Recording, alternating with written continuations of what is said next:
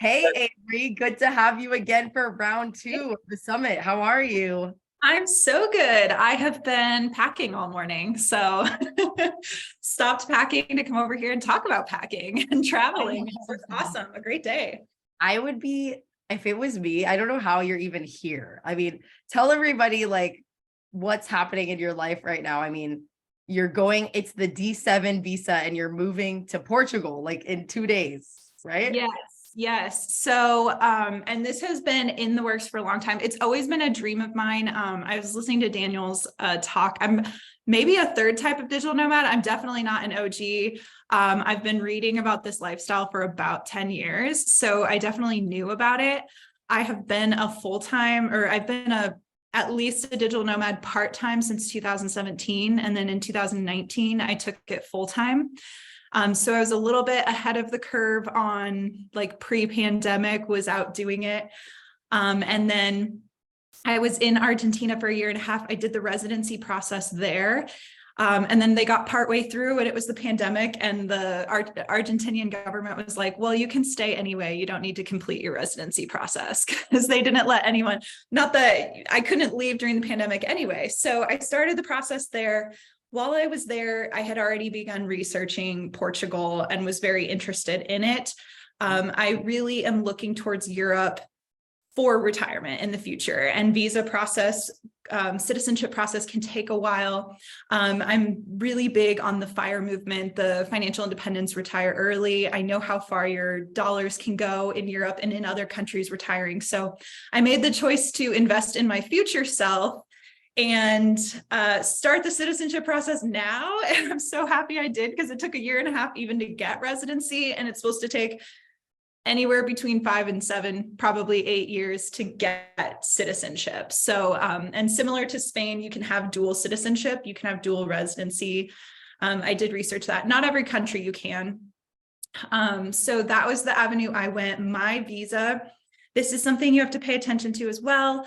My visa is a path to citizenship. So not all digital nomad visas are. They're really intended for you just to be able to come and stay for a short period of time. Short period might be 2 years.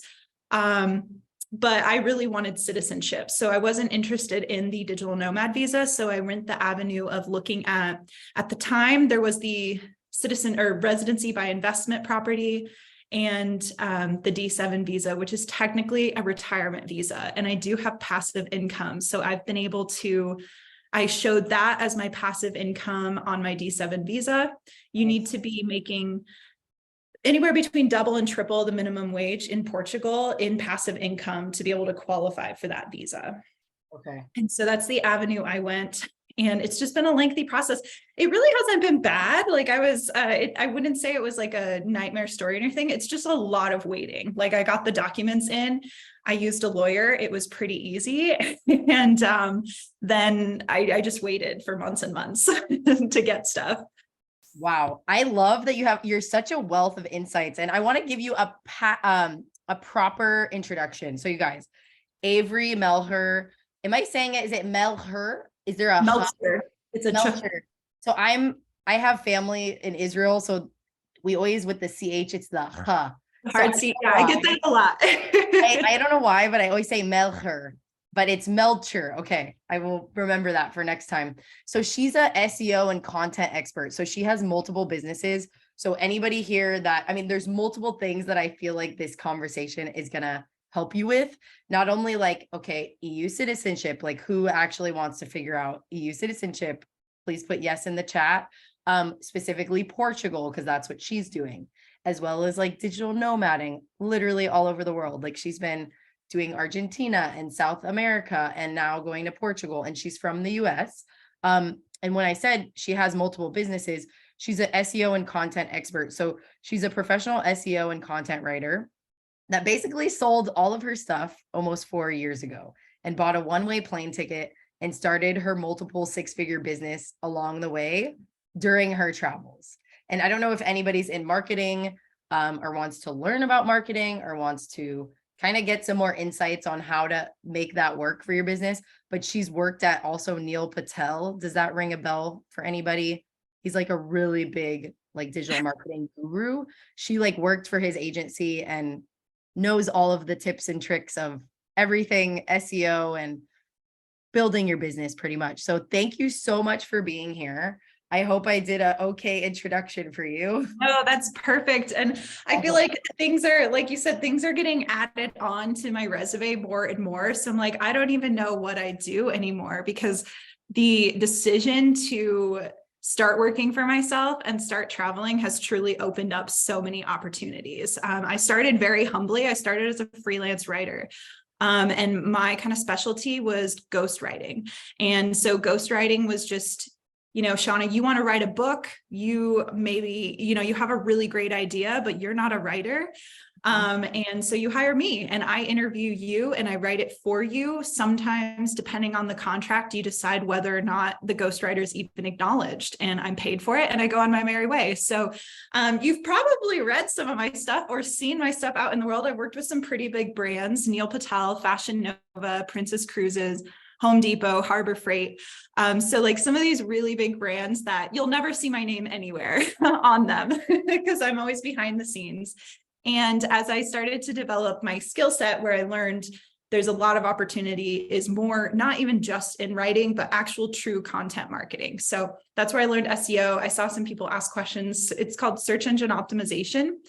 And that's just making sure people's websites show up in the top of Google for terms when you search. So I hate to break it to everyone, but when you're searching on Google that is not unbiased, people like me make sure that content shows up number one for those brands. So if you're searching best things to do in Portugal, I bet that someone has optimized that and to give their website the best chance of showing up so they could promote their products. Awesome. Well, thank you so much. And to kind of like jump back into like the living abroad life, what made you want to go do this? Like, what made you want to take the jump and just sell stuff?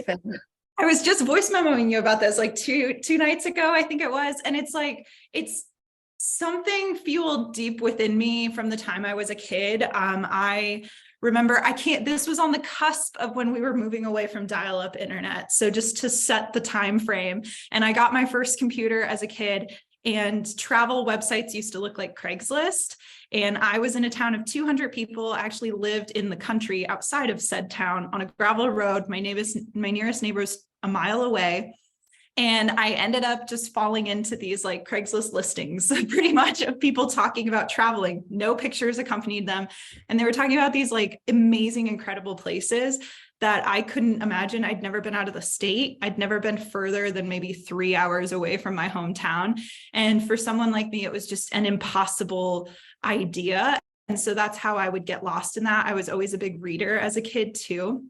And then as I got older, I realized that this is something people do and it's possible. One of my first websites I found was couch surfing. And I'm like, oh, I could just there's a world out there where people just put on the internet, I'm showing up to Paris. And then a stranger is like, I live in Paris. And then you stay at their house. Like, what?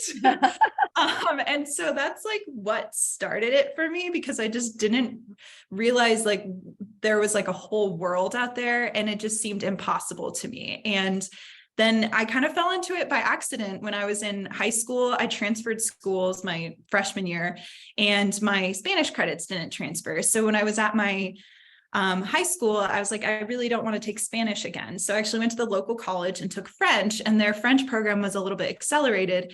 And we learned a lot about culture in addition to the language. And I remember opening up my book and seeing a picture of the Sorbonne, and I was like, it's beautiful in Paris. Like, I have to go. And I saw this like classroom in the Sorbonne that had a view of Notre Dame and the big cathedral in the center of Paris. And I was like, whoa, like if I could go there, like I'll be living life. And so as it turns out, that's where I studied abroad when I was 19. And I have a French degree now. And then traveling there just made me realize how many more places in the world there are to be. I think my parents like sent me off and were like, okay, have a good time, get this out of your system. And little did they know, I'd be becoming a dual citizen in Europe a decade later. I'm so happy for you, because back then too, when we were probably both doing this and starting this at the same time, it wasn't as easy as it was now. I feel like No, it's so much easier for you guys. Like, I want you to know when we embarked on this journey, and your journey was it 4 years ago, 5 years ago? so, well, and that's the thing, because I've been working remote since 2010. Okay. So I've never worked in an office. I had a short stint actually where I worked at Neil Patel, that I was in an office for 2 years. And so that's been a challenge my whole career. Like, I used to use, not Craigslist, Skype. Yeah. And that used to be a hindrance to get clients, because they were like, what's this Skype thing? And I'm like, it's going to be like, I'm there with you. And they're like, but you're not here with me. Like, you can't work here. And I got turned down for many jobs, many contracts, because this idea of like Skype didn't exist. When you traveled, there was no Airbnb. That's a new thing. You showed up at a hostel and paid for a couple of nights and then tried to ask around and like find a place.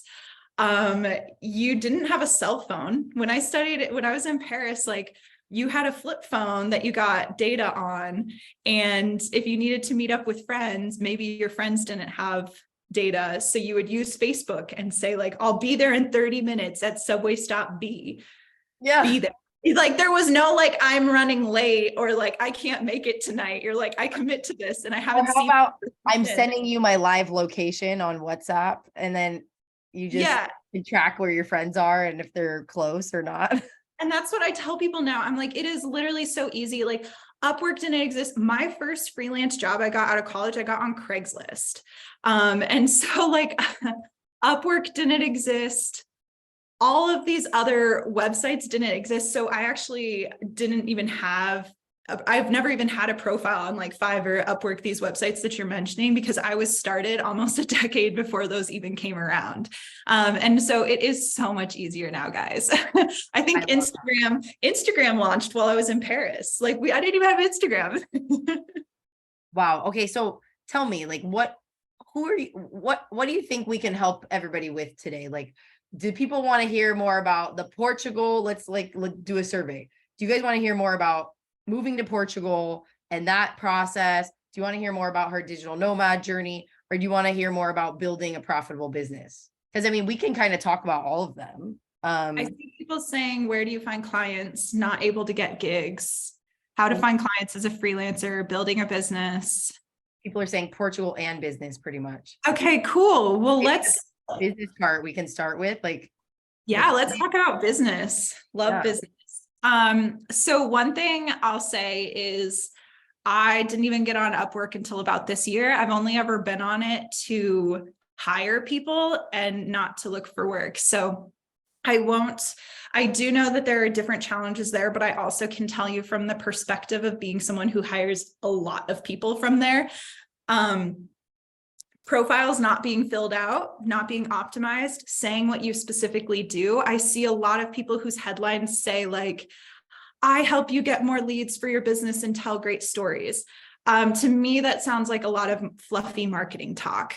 And so I don't necessarily believe it as a hiring manager. What I'm looking for is someone that says SEO content writer specializing in B2B tech, or specializing in lifestyle content. Like, I want to know what your specialty is. And regardless of who I'm hiring, I've hired a CPA from Upwork. I wanted to know that he specialized or knew about the foreign earned income exclusion, was okay with me moving to Portugal, knew these things. So I'm looking for someone who is a specific niche. And it drives me bonkers when I see people on like LinkedIn or see people on Upwork, Fiverr, any of those websites, and their like headline is kind of like an elevator pitch or kind of like that fluffy marketing talk. You definitely need that in your business, but that shouldn't be like, that's not the line you put on your business card when people ask you what you do. And I always think about the way that I pressure check stuff is with my mom. She doesn't, my mom thinks you download Facebook on your computer. She accidentally closed her window tab for Facebook one time and like called me crying. She thought she deleted the internet essentially. And I was like, Mom, Facebook would be calling you for a job if you knew how to delete Facebook. And so I always use that as a pressure check of like, if I were to shake your hand or like put something on the internet and say what I do, would my mom understand this? And like, if that line is like, I write sensational stories to help buyers connect with brands, I don't think my mom would get that. And so like, I think it's a really great story. And I think that's a part of your story you should be telling, but not as your opening line. So that's the first mistake that I see people make. The other really big mistake I see people make is not personalizing their pitches. Personalize the first 2 lines, guys. That's all we need. I don't expect you to write a completely new line or pitch to me every single time, but I get a lot of people that apply for jobs that haven't read the job description either. I always put about, not the last paragraph, because I know people jump from the first to the end. I bury it somewhere in the bottom 3/4 of every job description that says, in the subject line to apply, say, I can't wait to work with Averi. If it doesn't even say that, someone did not read the job description. I delete hundreds of applications every time I apply for a job, or I put out a job for my agency or other agencies I work with, because people don't read that and put it in there. So make sure you're putting some thought into the pitches that you're putting out there as well. Interesting. And when you're saying to personalize it, what would that sound like, or what would you suggest? Yeah. It doesn't even have to be flowery or anything over the top. One, my name is spelled a little weird. People spell it wrong all the time. I'm going to delete your application. I can't, and I'm sorry, but if I can't trust you to spell my name right, my name is in my email address. I'm not going to trust you to be able to write about my clients intelligently and with an attention to detail. So make sure you're finding the hiring managers, because I also get a bunch that say, to whom it may concern, or dear ma'am.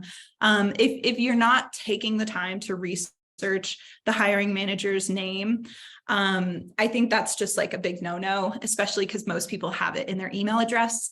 And then the next piece is sending over applicable jobs to what you're applying for. So I work with a lot of tech and B2B companies, and I get a lot of applications of people sending over something like a blog post about gardening. And I'm like, this is great, but I need you to dig into your portfolio and find me something that relates to what I'm doing. Because like, I know you can write about gardening now, but can you write about tech?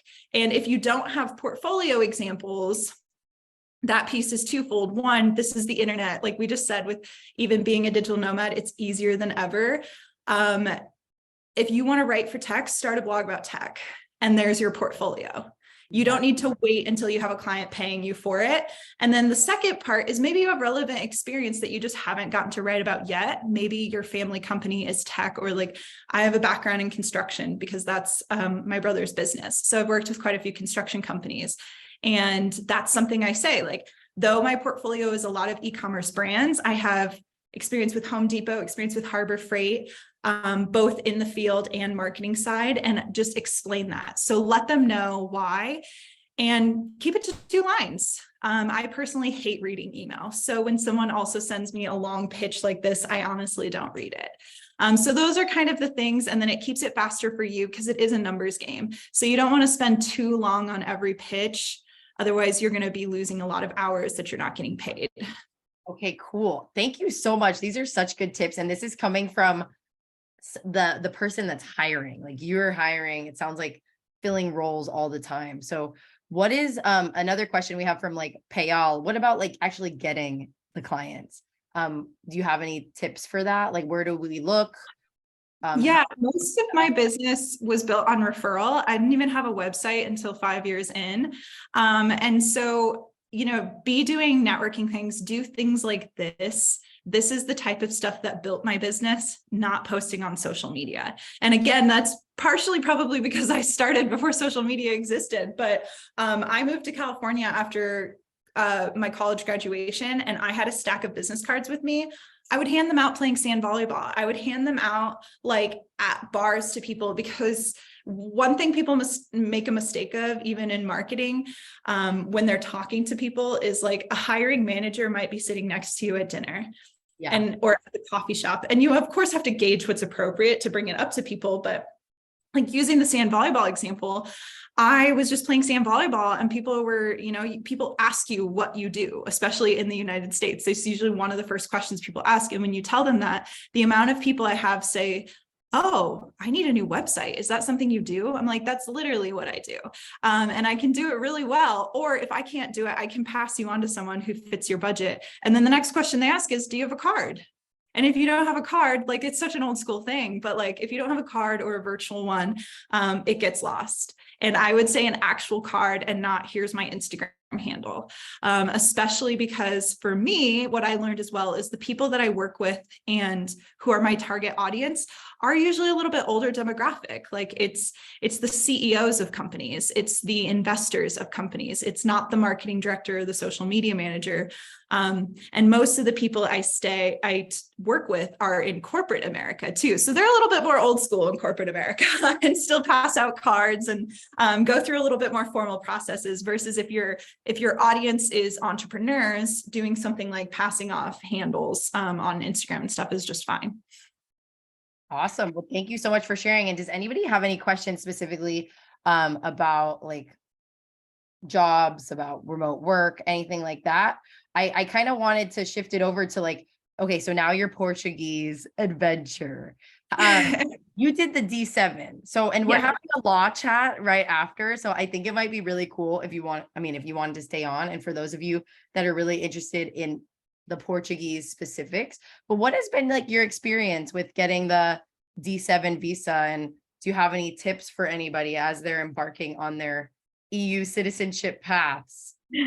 I would say get a lawyer. So if that's who is next, that's perfect. I think my lawyer was about $2,000 and I paid him, or it's an agency. So I've worked with multiple people in the company. I paid them up front. I won't lie. There have been times I've questioned their value because they weren't always super responsive, like I guess just very Portuguese in the process, but having them there was really helpful when I was like really lost and didn't know where my visa was for 3 months. And I was like, what am I supposed to do?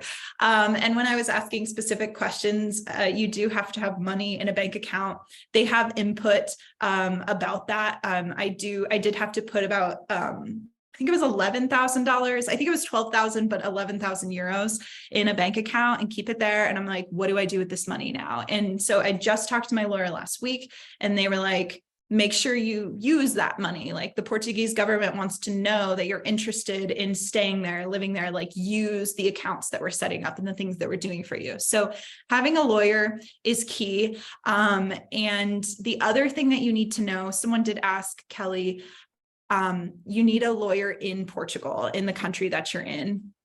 It would be helpful. I wouldn't say to work with a lawyer in the US, but your CPA in the US needs to know what you're doing. As you're setting up foreign bank accounts, you do need to report the money that's in your foreign bank account to the government because we don't want tax fraud. So your CPA needs to know. And then in addition to that, you should also get a tax professional in Portugal, and your tax professional and your lawyer are not one and the same. Most tax people that I've spoken to don't really want to work with you until after you have your visa and are in Portugal. So I've got about 5 numbers to call up next week when I get there. But I haven't started working with anyone for taxes in Portugal yet. So that's the process. And then that process does start. You have to start it while you're in your home country. So I actually was in Argentina. I had to come back to the US to do that process and sit here for 1.5 years while doing that. Wait, where are you from again? Just so everybody knows.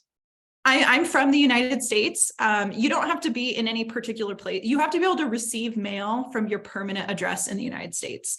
And so I just chose my mom's address because I've been traveling around the US. So she's been grabbing my mail and forwarding it to me.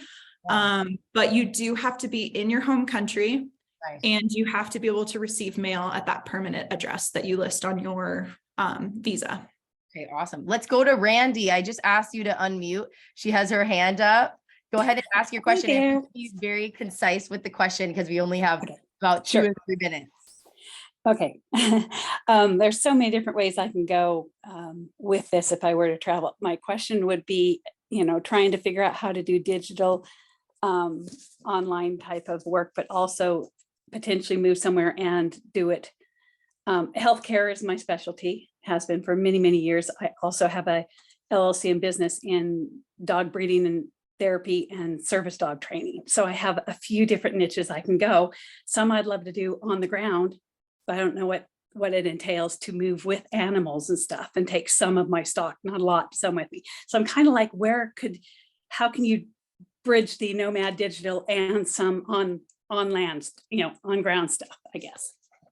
Yeah, so that's not going to be my specialty. I actually have a friend who's a digital nomad that traveled with a cat for 2 years. I travel with 2 suitcases. I actually used to travel with one, and I just expanded that this year because I want to bring my wetsuit and stuff to Europe. So I can't speak to that. What I can say, though, is you don't have to change your business to move there. So I'm going to keep my business in the US.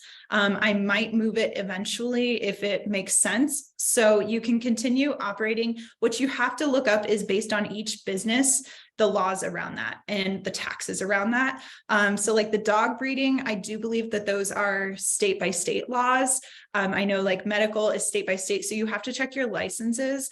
And then with my business, where my taxes happen is based on where my clients are and then like where the work is performed. So those are things that I had to look up and know what we're doing with taxes. But with a residency visa, this is not the case with every digital nomad visa. With a residency visa, I can set up a business and live and work in Portugal. So I would imagine that with that, you could move there, you can buy a home, you could even apply for jobs there. You don't need to be sponsored by someone, and then you could set up a business. So I would look at that avenue as opposed to like a digital nomad, because the digital nomad visas, there's like lines in there that usually say, you have to be working online for a US company.